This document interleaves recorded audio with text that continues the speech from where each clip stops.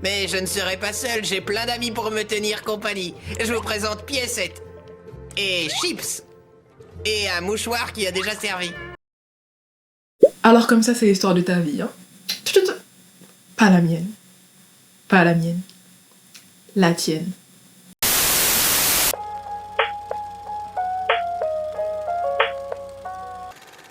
La semaine dernière, j'ai posté une vidéo sur mon incroyable anniversaire que j'ai passé en Corée du Sud, que je vous recommande d'aller regarder après cette vidéo.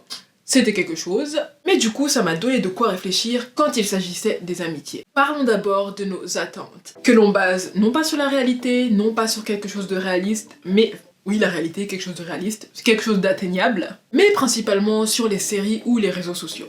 2 jours après mon anniversaire, il y a une fille qui a posté sur son Instagram quelques photos de la fête, et du coup dans les commentaires, ceux qui étaient à la fête ont un peu commenté, et moi j'ai mis, pour être gentille, qu'est-ce que j'ai mis déjà? Ah oui, the best. Et elle a répondu « Love you, please come back ». Alors qu'à ce stade, on avait déjà tous arrêté de se parler. C'est une fille qui a beaucoup d'abonnés et quand tu regardes tous ses posts Instagram, moi je me suis demandé combien de ses posts étaient dans une situation similaire à la mienne dans laquelle dans les commentaires on se dit « je t'aime », on se met des cœurs, on poste nos photos. Alors qu'en vrai... Parce qu'en soi cette fille, je l'avais trouvée sur le site de Bumble dans laquelle elle y était pour trouver des amis. Mais c'était quoi cette phrase? Tu vois, mon problème, c'est que je parle tellement vite que je termine mes phrases avant même d'avoir pu penser à ce que je voulais dire. Le site de Bumble dans laquelle... Et pourtant, quand tu regardes sa page d'Instagram, t'as l'impression qu'elle a déjà 1500 amis. Et du coup, j'ai l'impression qu'il y a pas mal de personnes comme ça qui, en vrai, se sentent seules et sentent qu'elles n'ont pas beaucoup d'amis. Et pourtant, quand tu regardes leur page Instagram, ça raconte une histoire différente. Et de ce fait, quand on se sent seul, en regardant un petit peu la vie des autres, on a l'impression qu'on est seul à se sentir seul. I just wanna know what... Bon, en soi, le verre il est déjà cassé, donc il va rester par terre et je ramasserai tout à l'heure.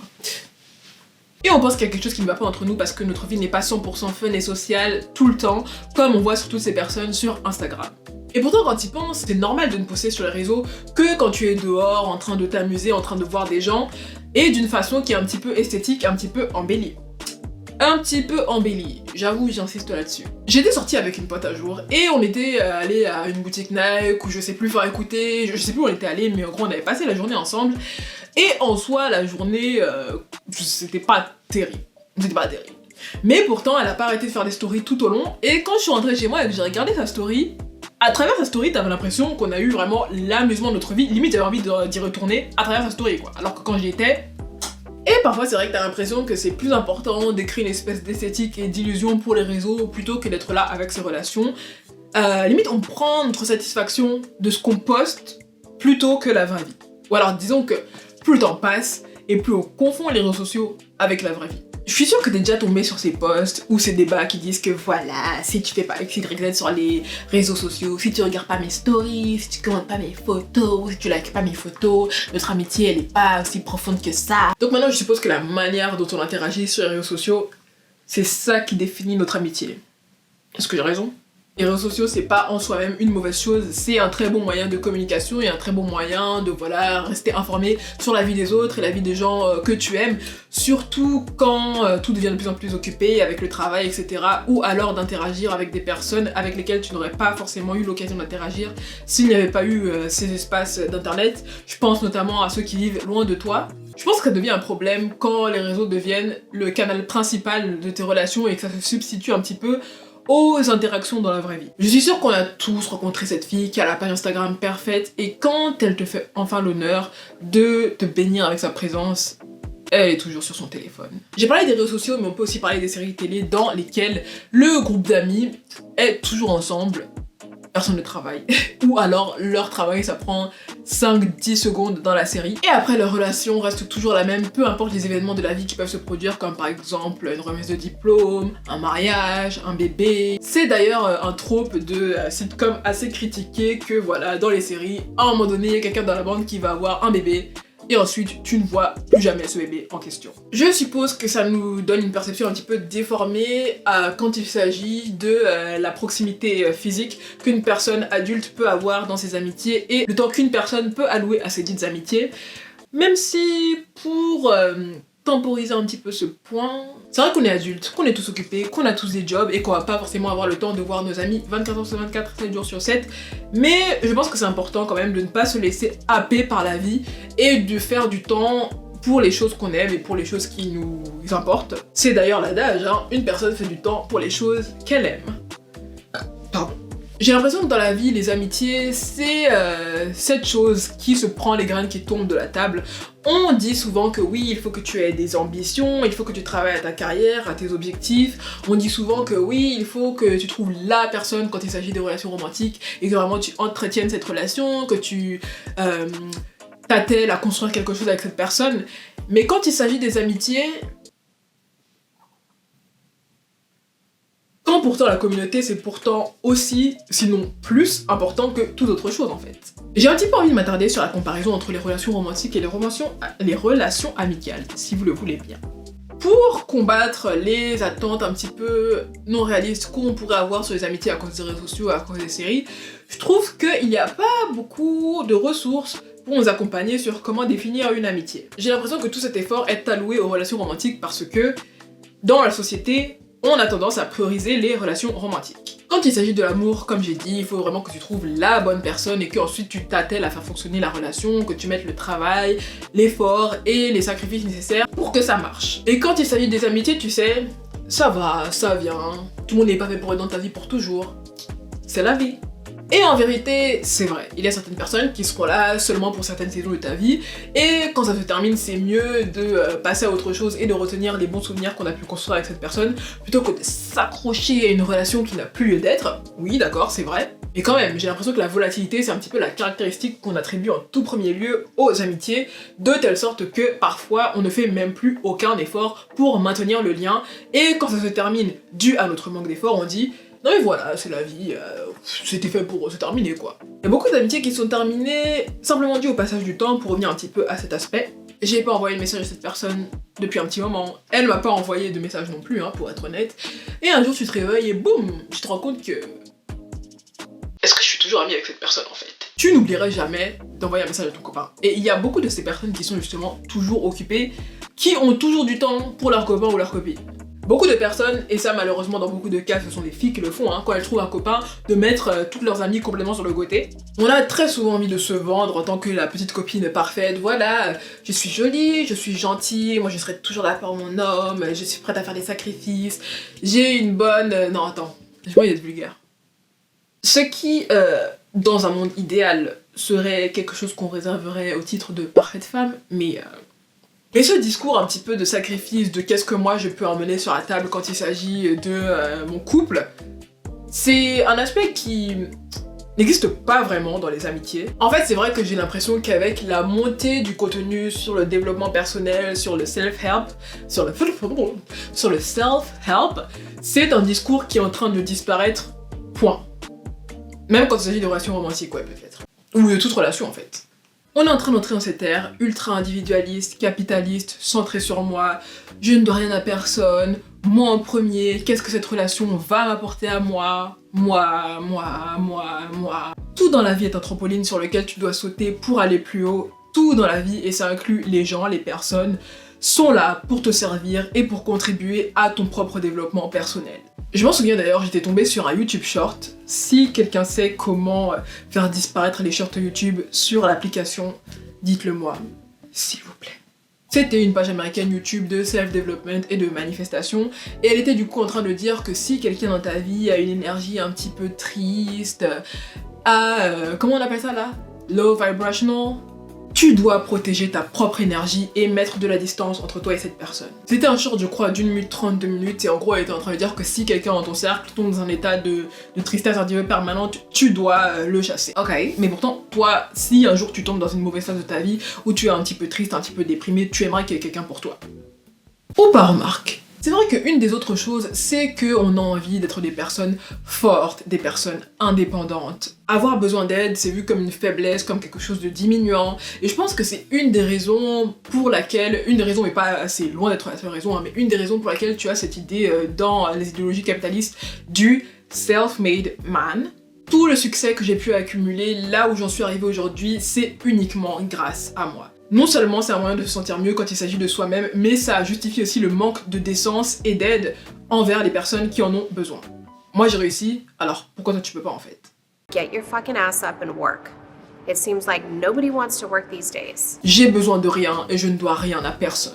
J'ai conscience aussi que parfois c'est un moyen de coper avec le fait qu'on est en effet où on se sent seul, mais dans tous les cas, se dire c'est hypocrite parce qu'en fait ce n'est pas vrai.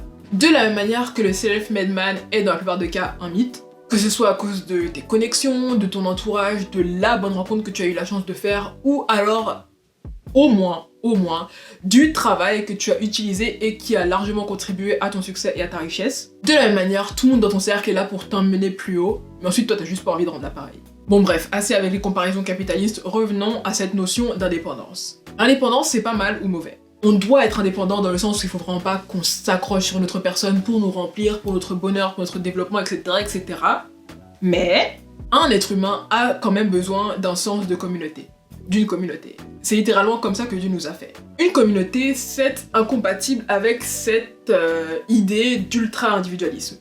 Ouais, c'est logique. Dans les communautés que Dieu nous instruit d'avoir, il nous dit de penser aux autres avant de penser à soi-même. Et le truc c'est que si tout le monde fait ça au final, les besoins de tout le monde seront rencontrés, seront satisfaits. Les relations seront toutes réciproques. C'est pas juste toi, qu'est-ce que cette relation va m'apporter, comment est-ce que ça me fait avancer dans la vie, toi aussi il faut que tu donnes de ton temps, de ton attention, de tes ressources, etc. etc.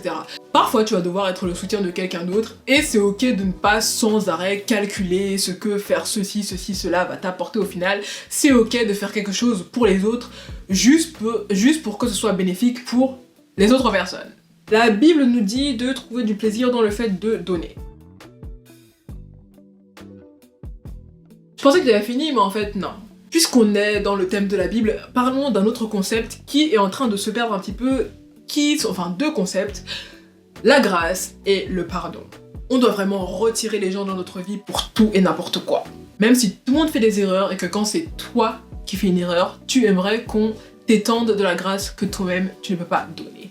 Bon, en vrai, j'exagère, en soi, c'est au cas par cas. Je suis pas en train de dire de pardonner absolument tout, encore que si tu es un chrétien, il faut tout pardonner, hein. Mais le truc c'est que pardonner, ça veut pas forcément dire qu'il y aura réconciliation ou alors que la relation restera exactement la même qu'elle était avant. Moi il y a des personnes, quand je pense à eux, j'ai vraiment aucune rancœur, aucun mauvais ressenti, mais forcément après les mauvaises actions, soit la relation a changé, soit la relation s'est terminée. On doit vraiment retirer les gens dans notre vie. Parfois non, parfois oui. Je pense qu'une des clés qui est très souvent au cœur du problème, c'est la communication aussi. Parfois, et moi je suis très coupable de ça, quand quelqu'un a fait ou dit quelque chose qu'on a pris un petit peu de travers, on se dit tout de suite non mais voilà, soit elle a fait exprès, soit elle aurait dû savoir que j'aurais pas apprécié. Et je ne suis pas en train de parler des cas dans lesquels tu es très clairement insulté ou harcelé, enfin bullied, you know. Mais moi par exemple, avant, je faisais ça jusqu'il y a pas si longtemps en fait, mais voilà. Avant, quand quelqu'un faisait ou disait quelque chose que moi j'avais pris le travers, j'arrêtais littéralement de leur parler. Et quand ils envoyaient un message pour me demander si ça va ou voilà, qu'ils reprenaient contact, je ne disais pas que j'avais un problème, mais je répondais vraiment très froidement jusqu'à ce que la relation se termine éventuellement. Et j'essaie de m'améliorer sur ce point quelquefois, non pas dans le sens que voilà, aucune relation ne doit se terminer, mais au moins dans le sens où communiquer avec la personne par rapport à ce qui m'a blessé, ce que j'ai pris le travers, ce que j'ai pas apprécié dans son comportement. Discuter un petit peu sans biais quoi. Et sans biais c'est vraiment important parce que parfois on se dit que voilà on va communiquer avec une personne, mais dans notre tête la décision est déjà toute prise quoi. Cette personne elle a fait exprès, je veux plus avoir rien à faire avec elle, etc. etc. Et ce sont des choses qui peuvent arriver aussi dans les cas où la première fois qu'on a eu un problème avec quelqu'un, on l'a pas dit, et en fait on a laissé le ressentiment se construire jusqu'à ce qu'à un moment ça explose. J'ai vu ce cas exactement entre deux de mes amis à l'époque. On était là, tout était bien. Un jour, t'as l'ami 1 qui demande à l'ami 2 de la déposer quelque part, ce que l'ami 2 fait, normalement. Et le soir, elle envoie un message en disant « Voilà, j'ai l'impression que depuis des années, t'arrêtes pas de me demander des trucs, je suis ton esclave, moi ça me saoule, machin. » C'était vraiment un gros pavé pour exploser sur le fait qu'elle aimait pas que la fille lui demandait sans arrêt des trucs. Et elle a tout à fait le droit de se sentir comme ça, ses sentiments ne sont pas invalides, mais de toute la durée de l'amitié, elle n'a jamais dit à aucun moment que c'était un problème, Et du coup, l'ami 1, ça l'a un peu prise de court. Et pour être honnête, moi qui suivais leur relation d'assez près, moi aussi un petit peu. Moi, à mon sens, en regardant leur amitié, t'avais l'impression que c'était normal, une relation à deux sens. Et je sais pas, enfin, bref. Dans tous les cas, l'ami 2 ou l'ami 1, je sais plus, mais elle ne s'est jamais exprimée sur ça.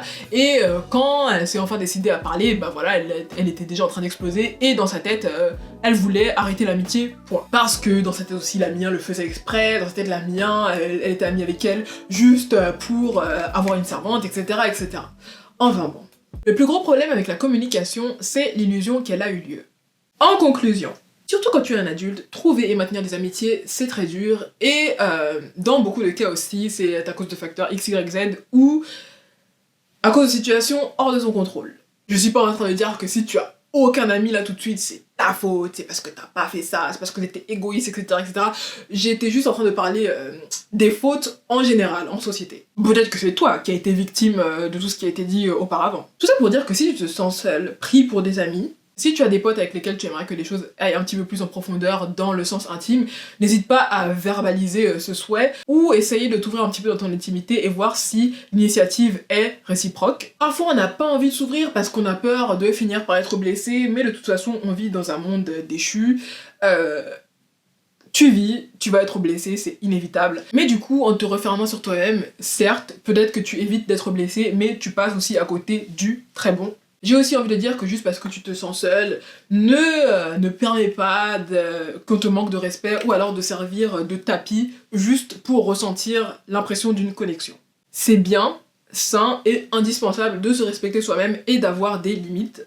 Et une relation, encore une fois, comme je l'ai déjà dit, ça doit être réciproque. C'est pas toi qui dois courir après une personne ou supplier une personne pour être ton ami. C'est bien d'avoir une vision pour tes amitiés, une vision qui est réaliste et souple. Je dis souple parce que parfois, quand on a des critères un petit peu trop arrêtés, on peut tomber dans cette espèce de rigidité et cette mentalité de clique un petit peu qu'on avait au collège. Dans le sens où voilà, moi je ne traîne que avec des gens qui sont exactement pareils que moi, qui me ressemblent, les gens jolis avec les gens jolis, les émos avec les émos, les logos-bi avec les logos-bi, etc., etc. Et en faisant ça, on passe aussi à côté de belles connexions, en s'arrêtant un petit peu sur parfois des trucs superficiels, on passe à côté d'amitiés qui auraient pu devenir plus profondes. Et donc voilà, je pense que cette fois j'ai dit tout ce que j'avais à dire, j'espère que cette vidéo vous aura plu. Si c'est le cas et que de manière générale mon contenu te parle, n'hésite pas à t'abonner à ma chaîne. Dans lequel cas je te dis à la semaine prochaine. Cela étant dit, si tu étais là seulement que pour du bon temps et non pas pour longtemps, j'espère que tu as trouvé ce que tu étais venu chercher et dans ce cas-là je te dis au revoir. Je vais essayer d'éviter le verre qui s'est cassé. Oh my gosh.